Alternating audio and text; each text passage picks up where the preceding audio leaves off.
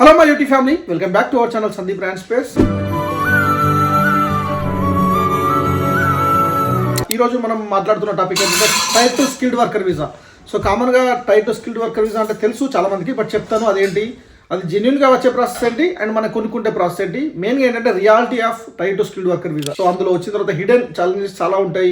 ఇప్పుడున్న సిచ్యువేషన్లో తీసుకోవడం కరెక్ట్గా కాదు చెప్పాలన్న ఉద్దేశం. ఎందుకంటే నా ఛానల్ స్టార్ట్ చేసిన ఫస్ట్ నుంచి కూడా టైర్ 2 స్కిల్డ్ వర్కర్ వీసా తీసుకుంటాము, మేము మనీ పే చేస్తామని చాలా మంది చాలా కన్సల్టెన్సీస్కి ఇస్తారు. అందులో చాలా రకాల స్కామ్స్ ఉంటాయి. మళ్ళీ అవన్నీ చెప్తాను. ఒకవేళ జెన్యున్ గా మీరు ఇక్కడికి వచ్చిన తర్వాత కూడా అందులో హిడెన్ ఫ్యాక్టర్స్ ఏంటి, as per the rules, hidden rules అంటే కన్సల్టెంట్ వాళ్ళు చెప్పకుండా పెట్టిన రూల్స్ వల్ల మీరు ఇక్కడికి వచ్చిన తర్వాత ఏం స్ట్రగుల్స్ ఫేస్ చేస్తారనేది చూద్దాం. సో ఆ ఒక్క డెసిషన్తో మీ లైఫ్ మొత్తం అప్ అండ్ డౌన్ అవుతుంది. Let's go into today's topic. Tier 2 skilled worker visa అంటే ఏంటి అంటే, మనం ఇక్కడ యూకేకి రావడానికి చాలా టైప్స్ ఆఫ్ వీసాస్ ఉన్నాయి. Student visa, ICT visa and sports person visa, అట్లా రిలీజియస్ సంబంధించినవి ఇవన్నీ చూసినాం. So tier 2 skilled worker visa అంటే ఏంటి అంటే, ఇక్కడ ఉన్న కంపెనీ నువ్వు ఇండియాలో ఉన్నప్పుడు కానీ, వేరే ఏ కంట్రీలో ఉన్నప్పుడు కానీ, ఆర్ ఈవెన్ ఇక్కడ వేరే వీసాలో ఉన్నప్పుడు కానీ నీకు స్పాన్సర్షిప్ ఇచ్చి, సర్టిఫికేట్ ఆఫ్ స్పాన్సర్షిప్ ఇచ్చి నిన్ను ఇక్కడికి యూకే రావడానికి నీకు ఎలిజిబిలిటీ అంటే వీసా ఇస్తున్నమాట. ఆ వీసాలో 5 years ఉంటే నీకు ఐఎల్ఆర్ వస్తుంది, ఇండిఫినిట్ లీవ్ టు రిమైన్ అంటే పిఆర్ వస్తుంది. ఆ ఐఎల్ఆర్లో 1 year ఉన్న తర్వాత నీ బ్రిటిష్ పాస్పోర్ట్ వస్తుంది.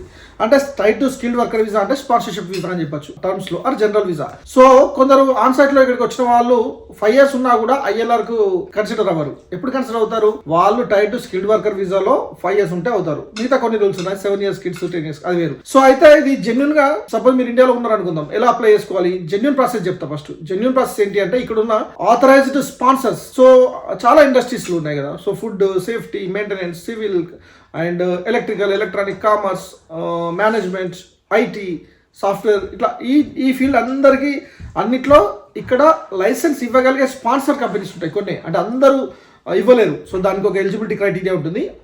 ఆ కంపెనీస్ జెన్యున్గా సిఓఎస్ ఇచ్చి, జాబ్ ఇచ్చి, అంటే అందులో ఎలిజిబిలిటీస్ అన్ని ఆబ్వియస్లీ 38K శాలరీ అవన్నీ ఉంటాయి. అవన్నిటితో ఉండి వాళ్ళని సర్టిఫికేట్ ఆఫ్ స్పాన్సర్షిప్ ఇస్తే అండ్ మిగతా ఐహెచ్ఎస్ ఫీజు అది ఇది ఐదర్ క్యాండిడేట్ కానీ ఎంప్లాయర్ కానీ పే చేస్తే మీరు ఇక్కడికి రావచ్చు. అది జెన్యున్ ప్రాసెస్.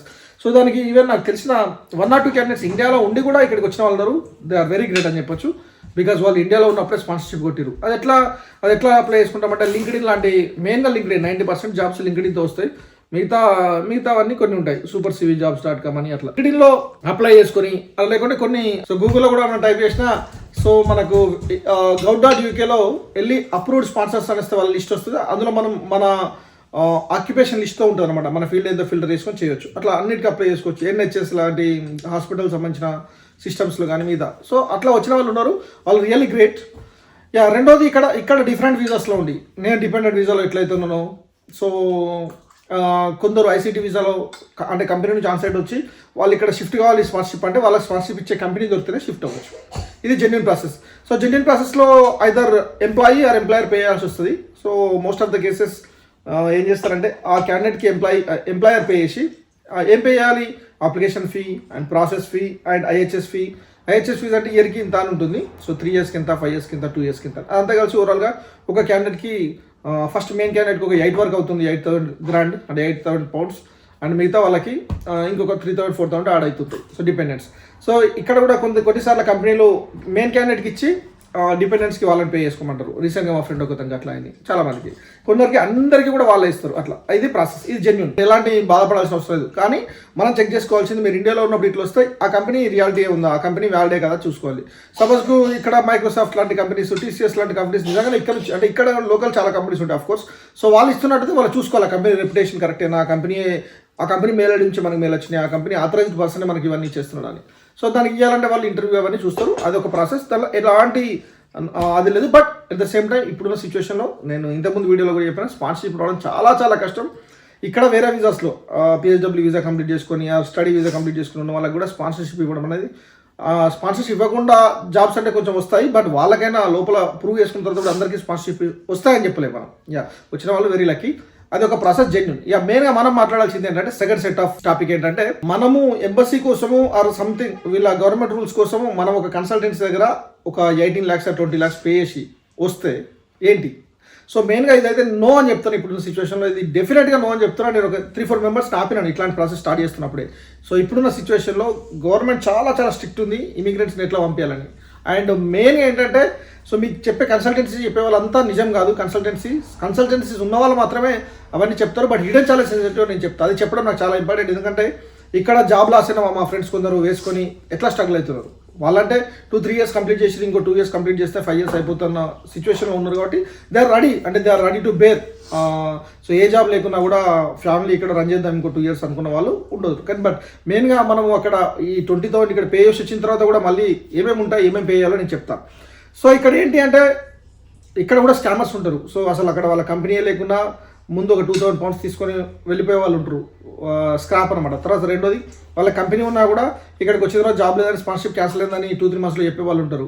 అదంతా పోతే జెన్యున్గా అసలు అట్లా మనం స్టార్ట్ చేయడమే వేస్ట్ అని చెప్తున్నాను. ఎందుకంటే మీరు ఆ వీసాలో అక్కడ జెన్యున్గా ఒక కంపెనీ ఉన్నా కూడా అంటే వాళ్ళ ఎంబసీ కోసం మాత్రమే ఆ కన్సల్టెన్సీ ఉంది, కంపెనీ రిజిస్టర్డ్ అయి ఉంది, అప్రూవ్డ్ స్పాన్సర్ అంతా ఓకే. బట్ వాళ్ళు యాక్చువల్ ఇక్కడ జాబ్ లేదు జెన్యున్గా, అంటే మీకు పేరోల్ రన్ చేసి మీకు సాలరీ ఇచ్చే సిస్టమ్ లేదు. బట్ ఎంబసీకి గవర్నమెంట్కి చూపిస్తున్నారు. వాళ్ళు ఏం చెప్తున్నారు, ఇక్కడికి వచ్చిన తర్వాత వాళ్ళు ఒక టైప్ ఆఫ్ జాబ్ ఇస్తారు. ఏంటి అంటే అవుట్ సైడ్ IR35. సో ఇక్కడ కాంట్రాక్ట్ జాబ్స్లో 2 jobs ఉంటాయి, inside IR35, out side IR35. ఏ మెయిన్ అప్లికెంట్ అయితే ఈ వీసా వేసుకుని వస్తారో వాళ్ళు only out side IR35 job మాత్రమే చేయొచ్చు. అంటే ఈ సిచ్యువేషన్లో ఉన్నప్పుడు నువ్వు ఒక ఎంబసీ నుంచి స్పాన్సర్షిప్లో ఉన్నప్పుడు అవుట్ సైడ్ IR35 జాబ్ వస్తే ఆ అవుట్ సైడ్ IR35 జాబ్ ఎవరైతే ఇచ్చారో ఆ ఎంప్లాయర్కి వీళ్ళని అటాచ్ చేస్తే ఆ శాలరీ ఇందులో పడితే వీళ్ళు కమిషన్ తీసుకుని ఇస్తారు. అది ప్రాసెస్. ఆ ఒక్క టైప్ ఆఫ్ జాబ్ మాత్రమే చేయొచ్చు. నువ్వు ఈ కంపెనీకి ఏ కన్సల్టెన్సీకి అయితే నువ్వు అటాచ్మెంట్లో ఉంటావో ఇందులో వచ్చినప్పుడు నువ్వు మెయిన్గా పర్మనెంట్ జాబ్ చేయలేదు. అండ్ ఇన్సైడ్ IR35 చేయలేవు, అవుట్ సైడ్ IR35 మాత్రమే చేయొచ్చు.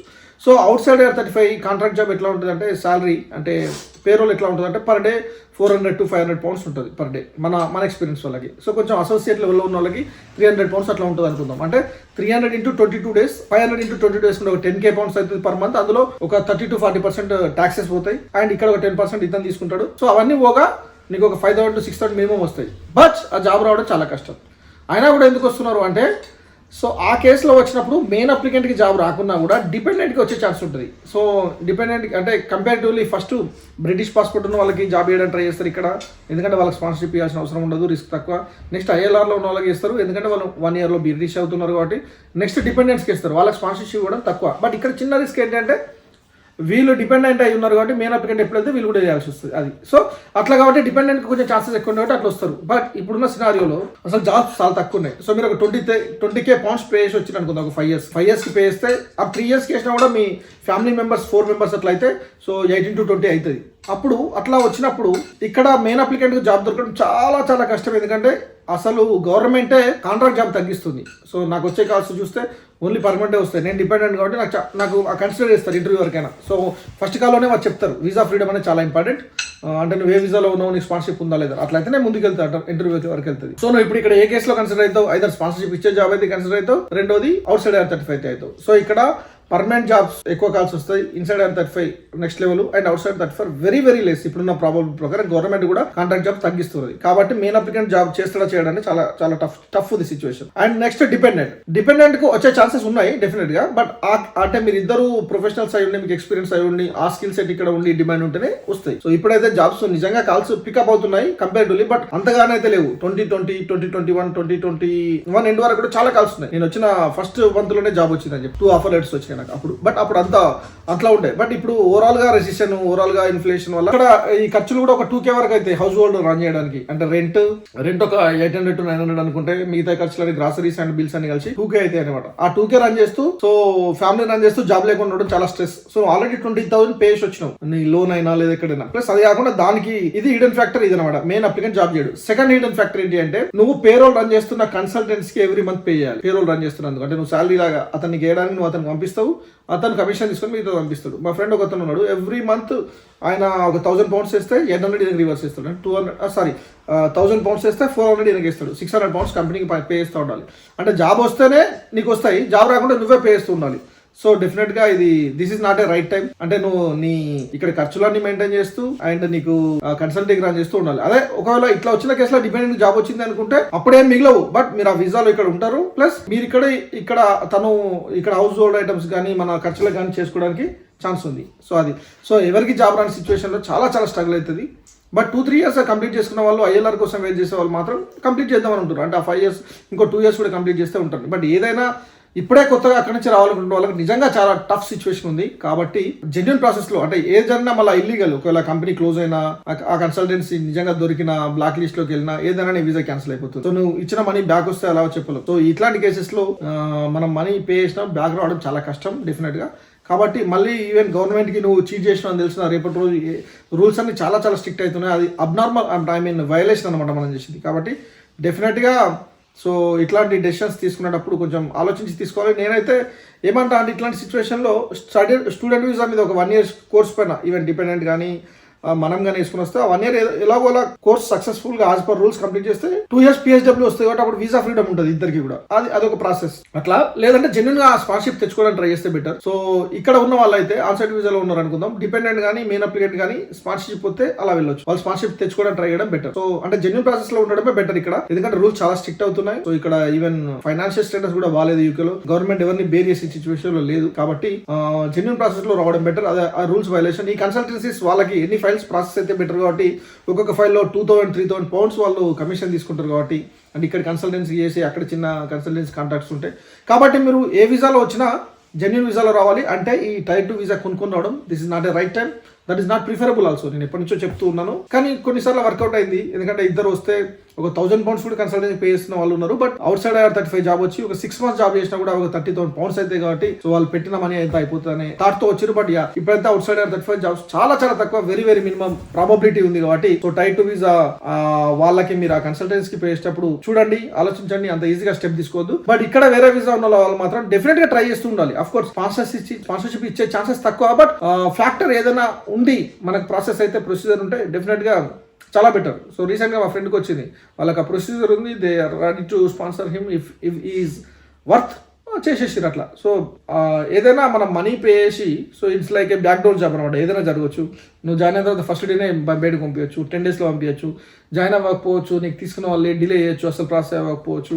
సో ఇదంతా అట్లా ఉంటుంది. కాబట్టి సో ఈ టైర్ 2 వీసా కన్సల్టెన్సీకి పే చేసి వచ్చేటోళ్ళు జాగ్రత్తగా ఉండాలని ఆశిస్తూ thank you guys for watching. Yours అండి, బాయ్. నువ్వు కన్న కలలే నిజమవుతాయి చూడు, అందుకే